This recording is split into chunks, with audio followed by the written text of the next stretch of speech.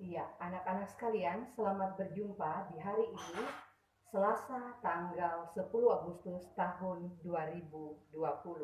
Hari ini yang akan diajarkan yaitu tentang pertumbuhan dan perkembangan manusia. Anak-anak, salah satu ciri makhluk hidup adalah mengalami pertumbuhan dan perkembangan. Sekarang kalian semua sudah duduk di kelas 3 sekolah dasar. Kurang lebih tinggi badan kalian sekarang 130 cm sampai 140 cm.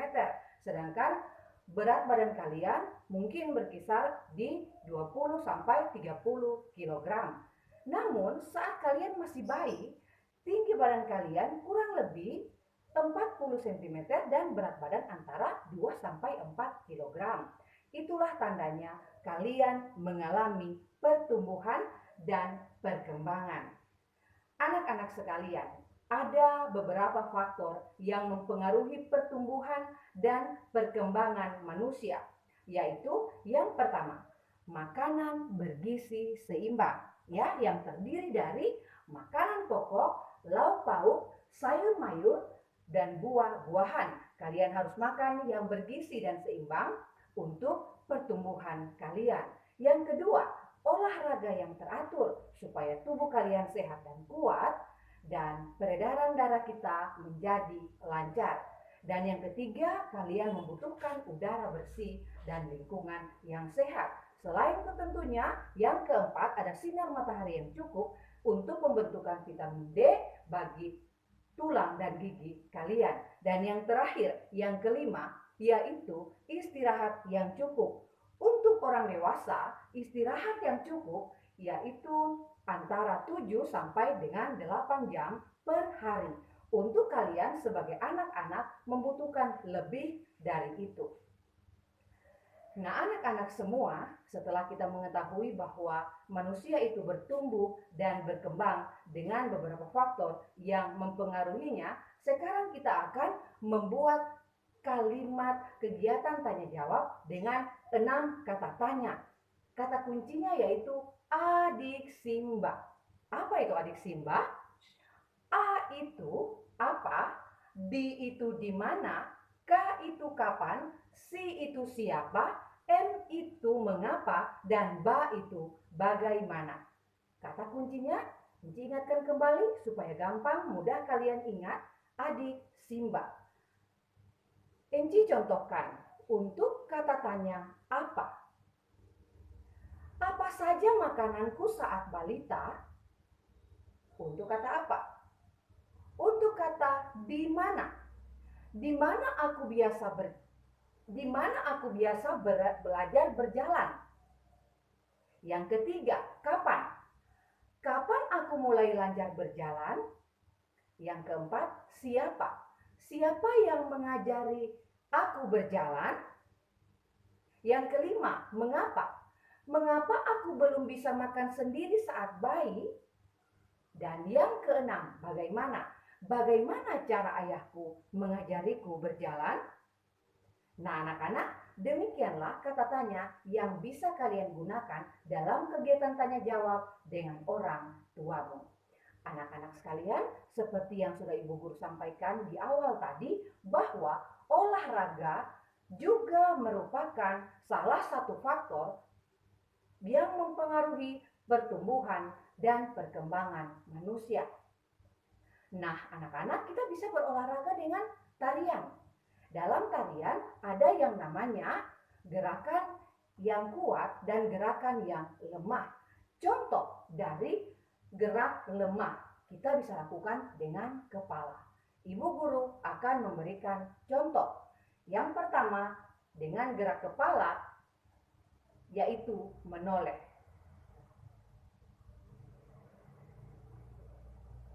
Kemudian mengangguk. Nah, itu adalah gerakan yang lemah, gerak lemah yang dilakukan dengan pelan dan lemah lembut dengan gerak kepala. Sekarang bisa kita gunakan juga tangan kita untuk gerakan yang kuat sekaligus juga gerak yang lemah dengan cara melambai kemudian merentangkan tangan, ya, kemudian mengangkat tangan. Ya. Selanjutnya, ada perpaduan untuk gerakan lemah dan kuat, yaitu dengan gerakan kaki. Dengan gerak kaki. Bagaimana caranya? Yaitu berjalan, ya, berjalan, kemudian jalan di tempat, dan yang terakhir melompat. Ya, paham ya anak-anak? Gerak kuat dan lemah dalam tarian yang bisa kita lakukan sebagai olahraga. Nah, anak-anakku sekalian, kalian pernah menyaksikan orang menari, bukan?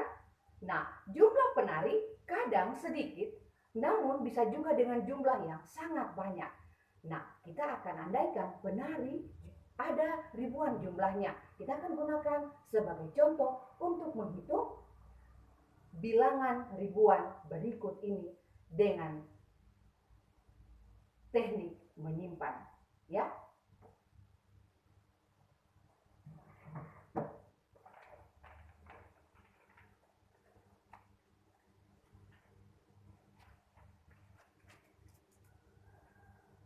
Oke, bisa kelihatan ya? Semoga kelihatan. Jadi, kita akan menjumlahkan bilangan ribuan ini, ya, kita akan jumlahkan bilangan ribuan ini.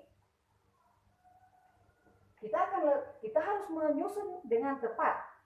Menyusun dengan tepat maksudnya nilai tempatnya harus sejajar. Harus sejajar ya anak-anak, yaitu satuan dengan satuan, puluhan dengan puluhan, ratusan dengan ratusan, dan ribuan dengan ribuan. Oke, mengerti ya? Kita akan mulai dari satuan terlebih dahulu. Kita akan mulai dengan satuan terlebih dahulu. Ya, Ibu Guru akan menambah ini ya. Ini terbuka. Oke. Ya. Ya anak-anakku sekalian, mari kita lihat bilangan ribuan berikut yang ini yang akan kita jumlahkan dengan teknik menyimpan. Oke, seperti yang sudah Ibu Guru sampaikan tadi, kita akan jumlahkan satuan dengan satuan terlebih dahulu. Siap ya? Lihat baik-baik satuannya. Satuannya yaitu 6 dan 7. Kita akan jumlahkan ini anak-anak. 6 ditambah 7 sama dengan 13. Ulangi, satuan tambah satuan. 6 tambah 7 sama dengan 13. Kita akan menulis 3 dan 1 kita akan simpan pada tempat puluhan. Pada tempat puluhan. Sekarang setelah satuan dengan satuan telah kita hitung, kita akan lanjutkan dengan puluhan. Yang kita simpan tadi berapa anak-anak? 1 ya. Kemudian kita tambahkan dengan 5. Kita jumlahkan dengan 5 menjadi 6. Kemudian ditambah lagi 2 menjadi 8. 8 ya. Ini tadi 3 untuk satuan. Sekarang puluhan tambah puluhan ini jumlahnya 8. Sekarang kita pindah pada nilai tempat ratusan. Oke, di tempat ratusan ada angka 1 dan angka 2. Maka jika kita jumlahkan puluhan ini, 1 tambah 2 sama dengan 3. 1 tambah 2 sama dengan 3. Setelah satuan, puluhan, ratusan sudah kita jumlahkan, sekarang kita pindah ke yang paling akhir, yaitu ratusan, yaitu ribuan. Ribuan ya, untuk yang terakhir anak-anak ya, ribuan, oke? Ribuan. 2 ditambah 1 sama dengan 3. Oke, sudah. Jadi hasil dari penjumlahan kita ini untuk satuan dengan satuan, ya, kita jumlahkan satuan dengan satuan, puluhan dengan puluhan, ratusan dengan ratusan, ribuan dengan ribuan, maka hasil yang kita dapat adalah 3.387. Sekali lagi, 3.383. Itu adalah hasil penjumlahan yang kita kerjakan hari ini. Nah, anak-anakku sekalian, setelah tadi kita belajar bagaimana menjumlahkan bilangan ribuan dengan teknik menyimpan. Sekarang, Eci akan lanjutkan, anak-anakku sekalian. Tuhan yang Maha Esa menciptakan kita berbeda-beda adanya. Perbedaan adalah karunia Tuhan. Karena itu, kita harus saling menghargai, saling menolong, saling menyayangi, saling menghormati. Kita berbeda, tinggi badan kita berbeda anak-anak, berat badan kita berbeda, kekuatan badan kita berbeda. Jika kalian melihat teman kalian kesulitan mengambil sesuatu di tempat yang tinggi, kesulitan membawa sesuatu atau menjinjing sesuatu, terasa berat, terlihat berat, apa yang akan kalian lakukan anak-anak? Apakah kita biarkan saja? Padahal kita bisa menolong mereka. Padahal kita bisa menolong teman kita. Tentu tidak ya, kita harus menolong kawan kita yang sedang merasa kesulitan. Nah anak-anak, sikap menolong, menyayangi, menghargai, menghormati merupakan pengamalan sila kedua. Sila kedua berbunyi kemanusiaan yang adil dan beradab. Simbol sila kedua dalam Pancasila yaitu rantai emas, di mana lambang ini menunjukkan bahwa bangsa Indonesia sangat menjunjung tinggi nilai kemanusiaan, yaitu memperlakukan manusia lain dengan baik. Nah, anak-anak semua, bagaimana cara kita, bagaimana seharusnya sikap kita dalam menghargai perbedaan? Bagaimana kita harus bersatu dan kita menghargai perbedaan? Kita memperlakukan manusia lain dengan baik. Kita bisa lakukan di rumah, kita bisa lakukan pula di sekolah. Jika di sekolah, ibu guru akan mencontohkan sebagai berikut. Anak-anak, di sekolah kalian semua berbeda-beda. Berbeda-beda kegemaran kalian. Salah satu yang berbeda itu hobi dan kegemaran kalian. Karena itu kita harus saling menghargai. Nah, jika kita menemukan atau mendapati kawan kita tidak membawa bekal saat ke sekolah, dia lupa, ayah ibunya lupa, teman kita tidak punya uang jajan sama sekali, dia juga merasa lapar seperti kita, dan kita ternyata punya bekal yang berlebih, apa yang akan kita lakukan anak-anak? Apa yang akan kalian lakukan? Tentunya kita harus berbagi bekal dengan teman kita yang membutuhkan. Seperti itu contoh yang bisa kita lakukan, bagaimana menolong orang lain, menyayangi manusia lain, seperti kalau yang kita lakukan tadi di sekolah. Nah, bagaimana kalau di rumah anak-anak? Kalau di rumah, kalian tentunya punya kakak dan punya adik. Nah, kalau punya kakak, kalian harus menyayangi kakakmu. Kalau kalian punya adik, kalian harus sayangi adikmu. Bagaimana caranya? Ya kalau mungkin adikmu sedang belajar, kau bisa menemani adikmu, bisa menjaga adikmu.